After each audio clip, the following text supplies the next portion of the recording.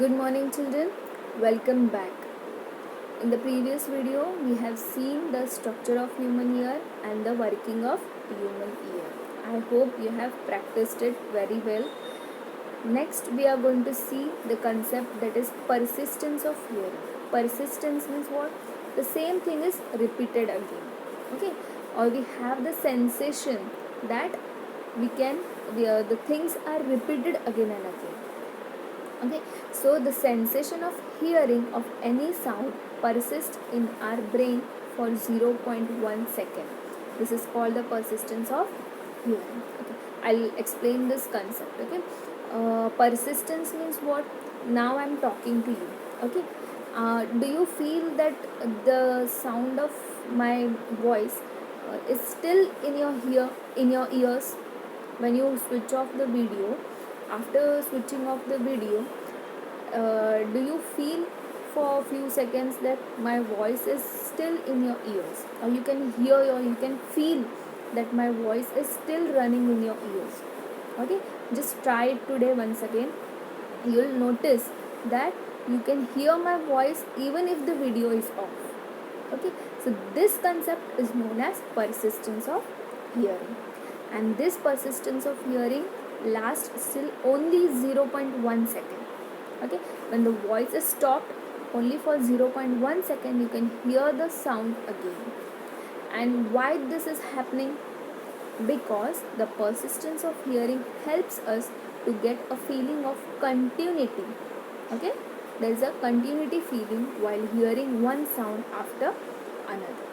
Due to persistence of hearing, the direct original sound and reflected sound reaching ear in lesser times than 0.1 second mingle together and do not produce any separate sound of their own. This saves us from confusion and difficulty. Means what is happening when there is a persistence of hearing? What it happens that when I am speaking, that sound and then the reflecting sound is, if I am sitting against a wall, then what is happening? Some sound is reflected back. Okay, so this sound also is transmitted to you.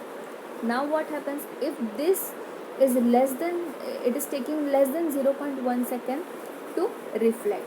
Okay, so there are two sounds you can hear. Actually you are hearing two sounds, that is the original sound and reflected sound. These both the sounds take less than 0.1 seconds, and if these sounds come to you, then what it happens, you will hear two sounds. So to what we can say, to lesser or to save you from the confusion and difficulty, these sounds are combined together during this persistence of hearing. Okay, next concept we have echo. Okay, a repetition of sound produced by the reflection of sound waves from a wall, mountain or other obstructing surfaces is called echo. That is, if we shout or clap near a reflecting surfaces like tall building or a mountain, we hear the same sound again. This sound which we hear is known as echo. You have feel or you have seen this echo. Okay, echo is caused due to the reflection of sound. So what are the conditions for to hear the echo?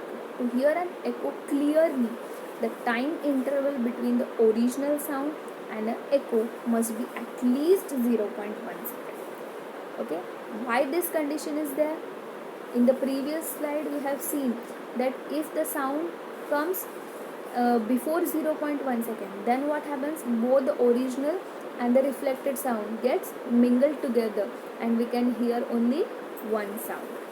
But now we want to hear two sound. Okay, so the original sound and the reflected sound must be more than 0.1 second. Okay, so now for the echo we have time period of a sound must be 0.1 second. Then the speed of a sound in air is 330 meter per second. So the distance traveled by the sound in 0.1 second is 330 into 0.1. that is 33 meters. Okay, so to hear an echo clearly, minimum distance of a reflecting surface should be half this distance. Okay, what we are saying, that is to hear an echo clearly. Okay, if you want to hear echo clearly, the minimum distance of a reflecting surface means what? If you are standing in front of a tall building, the distance between tall building and you must be 33 meter divided by 2, that is half of this 33.2, means approximately it comes 17 meters. That is, if you want to hear an echo, you have to stand 17 meters apart from the building or a mountain. Okay, next concept we have is of reverberations. Reverberations means echoes may be heard more than once due to repeated or multiple reflections of sound from several reflecting surfaces. This causes persistence of sound or reverberations. Echo means what? Echo is just heard once. But if there are 2 to 3 echoes coming, then there are called reverberations. And means one echo requires one reflecting surface. Then reverberations will require many reflecting surfaces. Okay, this is a common what you can say, common sense, that if echoes are having one reflecting surface, then reverberations must have many reflecting surfaces. Example you can see in big halls or auditoriums. To reduce reverberations, the roofs and the walls are covered by sound absorbing materials like compressed fiber boards, rough plasters or draperies. Okay, draperies means what? There are curtains over there. Okay. Reverberations is perceived when reflected sound waves reaches your ear less than 0.1 second after the original sound wave. Since the original sound waves is still held in the memory, there is no time delay between perception of reflected sound wave and the original sound wave. The two sound wave tends to combine as one very prolonged sound wave. Example you can see over here, if you have ever sung in a shower, then you have probably experienced a reverberation. Just try today, okay? You have to sing in the bathroom. You can hear the reverberations, okay? You can feel that your voice is just lingering over the bathroom. Okay? That is known as reverberations. Okay? In short, you can say reverberations is a concept of, you can say the concept of what? That is persistence of sound. Okay. The next we have audible and inaudible sound. Audible sound is which we can hear, and inaudible sound is sound in which we cannot hear. What is the frequency? The sound between 20 Hz to 20,000 Hz is a audible sound, and the frequency is less than 20 Hz or more than 20,000 Hz is known as inaudible sound. Sound whose frequencies are more than 20,000 Hz is called ultrasonic. Okay, and sounds whose frequencies are less than 20 Hz are known as infrasonic. Okay, you have to you have to remember this for MCQs or objective types question. Okay, the frequencies between 20 Hz to 20,000 Hz are audible sound, and the frequencies which are less than 20 Hz or more than 20,000 Hz are known as inaudible sound. Okay, and the frequencies that are more than 20,000 Hz is called ultrasonic sound. Okay, these ultrasonic sounds are mostly used in your sonographies or some medical purposes. Okay, some animals like dogs can hear ultrasonic sound, and bats produce ultrasonic sound, okay, which we cannot hear, but they use, you can see in the picture, the bat is producing the ultrasonic sound. This hits its prey, and the prey, what is happening, the sound is reflected towards it. If the reflections are more, then what happens, then he knows that its prey is near. If the reflections are very less, then it is seen that the prey is very far. Okay, by this way it helps to prey. Now the range of hearing. We have seen the range of hearing is 20 hertz to 20,000 hertz. Okay, there's a print typing mistake. It is 20,000 hertz. Sound whose frequency is less than 20 hertz is called infrasonic sound. That is very low sound. Animals like dogs, elephants, rhinoceros, then whales produce and hear infrasonic sound. Then sound whose frequency is more than 20,000 hertz is called ultrasonic sound. Animals like dolphins, bats, rats, porpoises, etc. produce and hear ultrasonic sound. Bats use reflection of ultrasonic sound waves to detect obstacle or its prey. As I have discussed in the earlier slide, how the bats use their ultrasonic sound. Next we have noise and musical sound. What is the difference between noise and the musical sound? Noise is an unpleasant sound, okay, and it is produced by irregular or non-periodic vibrations. Non-periodic means what? Anyhow the sound is produced. Example, if all students in the classroom speak together, a noise is produced. Sounds produced by horns of buses and trucks. Musical sound, the sound which is pleasing to ears, is called musical sound. It is produced by regular or periodic vibrations. Examples are sounds produced by musical instruments, sound of a person singing a song. You can see the examples over here of noise and musical sound. Now there's noise pollution. What is noise pollution? The presence of excessive or unwanted or undesirable sound in the environment is called noise pollution. Now, what are the causes of noise pollution? The vehicles, explosions, bursting of crackers, machines, loudspeakers, and in the home, the television, radio, music systems, if they are played at high volumes, then some kitchen appliances, desert coolers, air conditioners, etc.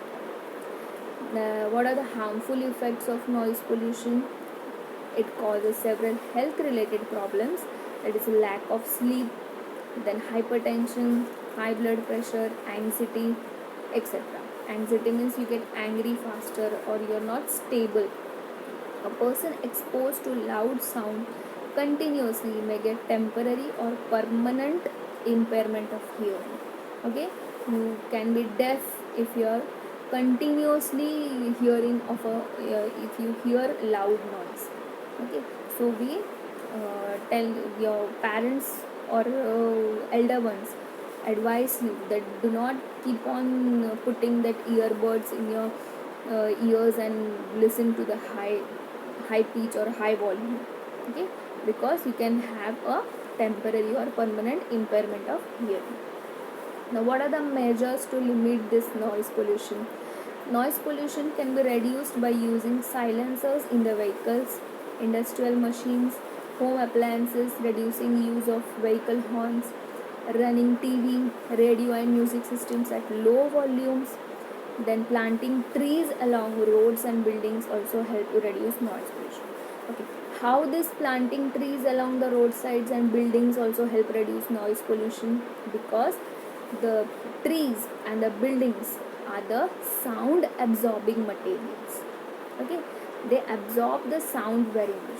The small example you can give is if you stand, one person is standing in a jungle and one person is standing in a city, and we tell them to shout, whose noise will be heard at longer distance? The one standing in the jungle you can hear, because there are only trees.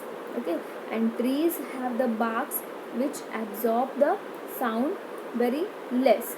And if there is a jungle of cement, that is there are many buildings over there, then the cement or the bricks are the very strong sound absorbing materials. So that's why our house is built with the bricks, so that if you what you can say, if you fight in the house or you can cry badly, loudly, the neighbors cannot hear you. Why? Because the walls absorb this sound. Okay, so this is also one of the measure to limit the noise pollution.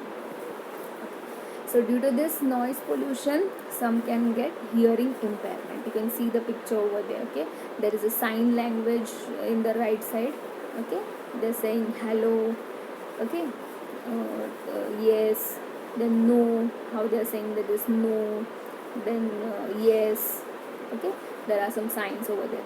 Hearing loss, also known as hearing impairment, is a partial or total inability to hear. That is, someone can hear very less, someone uh, cannot hear anything. A deaf person has little to no hearing. Partial disability is generally the result of disease, injury, or age. Or that means as you get older, you can the sound capacity of hearing also gets looser. Okay, you can see the what you can sign language over there. First is hello. Okay, so that is they are doing hello. Then there it is. Yes is there. They are doing yes. Then no. Then you can say please. Okay. Next we can see, to overcome this hearing impairment, there is a hearing aids. Okay, hearing aid is an electronic battery operated device. It receives sound through its microphone, which convert those sound waves into electrical signals. That is, which part is doing this?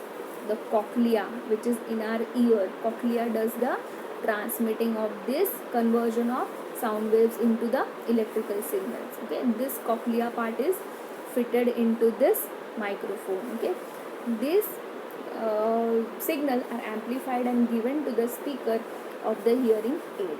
The speaker converts these amplified signals back into the sound.